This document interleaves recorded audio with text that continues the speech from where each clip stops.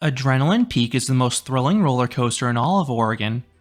Located at Oaks Amusement Park in Portland, this is a small Gerstlauer Eurofighter. You have the signature beyond vertical drop and 3 inversions. But is it better than the larger Eurofighters? Find out in this review of Adrenaline Peak. From 1996 through 2017, the lone major coaster at Oaks was a Pinfari looping cyclone named Looping Thunder. While the coaster was notable for being the only one in the Beaver State with an inversion, it developed a reputation as a rough ride. In late 2017, Oaks announced Looping Thunder would close and be replaced by a Gerstlauer Eurofighter 320. This would be a clone of the recently opened Hydrus at Casino Pier, New Jersey. Later that year, Oaks held a naming contest for their new attraction, and from all the submissions, Adrenaline Peak was selected. WBF Construction Services of Seattle was tasked with assembling the ride, and they did it in record time. In less than 2 weeks, the coaster was complete. That is extremely impressive for a permanent coaster of this scale. Adrenaline Peak was ready for the start of the 2018 season, and it has been the park's signature ride ever since. And it makes a great first impression for park guests. The ride is a beautiful and striking color scheme. You have fuchsia track and blue supports. This really pops on a sunny day. And it may look even better at night. The coaster is a fancy light package from KCL, similar to the ones in Adventureland's Monster or Knott's Berry Farm's Hang Time. The way the lights travel with the train is an attraction in itself. Many people just watch it in awe. And Oaks knew what they were doing with this ride's placement.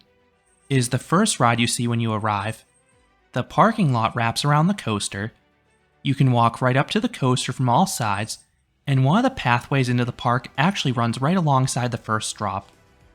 Adrenaline Peak is the park's most popular ride. When I visited on a bustling weekend, the ride had a full queue line just starting to spill out onto the midway. But have no fear, the wait was still fairly short.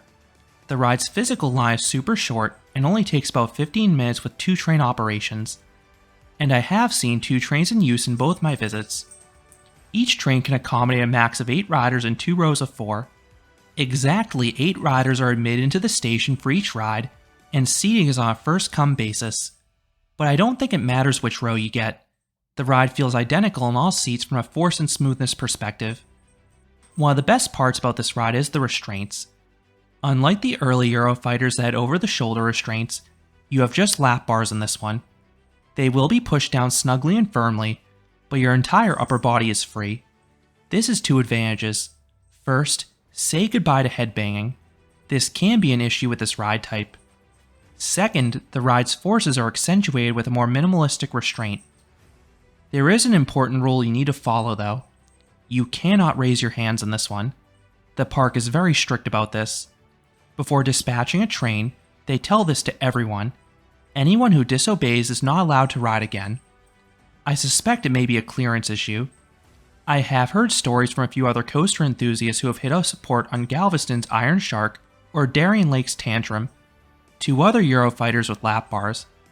And this could be an even bigger issue with the 320 model because of how it was created. The Eurofighter 320 Plus model debuted in 2007. One can be found stateside in Canopy Lake Park's Untamed.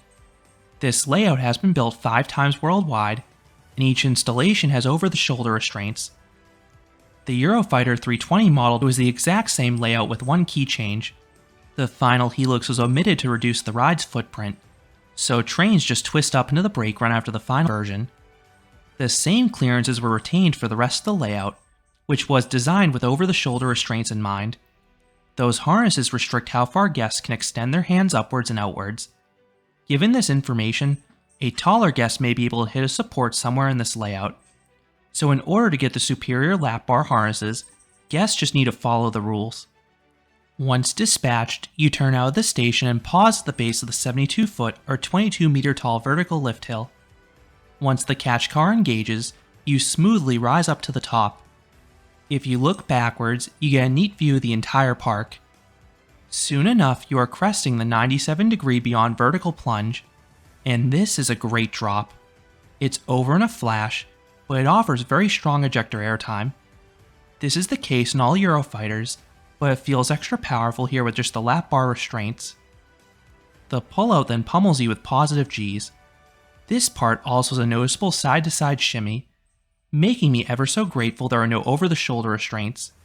I had a pre-existing headache when I visited Oaks Park in 2019, not from any ride, but from the lack of sleep from a red-eye flight, and this part took a toll on me between the force and the shake.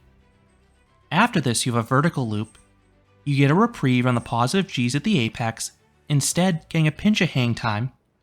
But those positives return in full force afterwards. I typically start to gray out here on most of my rides. This leads into a very abrupt cutback, and there is a jitter at the apex. On the 320 Plus model with over-the-shoulder restraints, this part can deliver a nasty jolt of head banging between the tracking and quick directional change. Thankfully, you don't get that on Adrenaline Peak, but it is still my least favorite part in the ride. You then have a bank turn. This is another spot with some shimmying, but it's not uncomfortable because of the lack of speed. This leads into the best inversion, the barrel roll. You get some spectacular hang time here. With those restraints, it almost feels like you're gonna fall out. It is one heck of a thrill. You then twist 180 degrees towards the brake run. But before you hit those final brakes, you hop upwards. This transition offers some nice floater airtime. I know this shorter finale is meant to be less exciting than the original layout's helix, but I think this is a better finish. On this one, you'll get some negative Gs. The helix in the main one isn't super forceful, and it has a less than ideal transition. You then smoothly decelerate and return to the station, ending the 1081 foot or 320 meter long layout. The latter is where the model's name comes from. This coaster is very short, no denying that. But that's the case with most Eurofighters out there, but especially with this layout. It at least has some solid pacing as it keeps throwing one element after another with little downtime in between. In terms of smoothness, this coaster as a whole is very comfortable. Half the ride is very smooth, but the elements I noted may shake you a bit here and there. I don't have an issue with this because of the restraints, but it was noticeable. So what would I rate Adrenaline Peak? I would give this Eurofighter a 7 out of 10.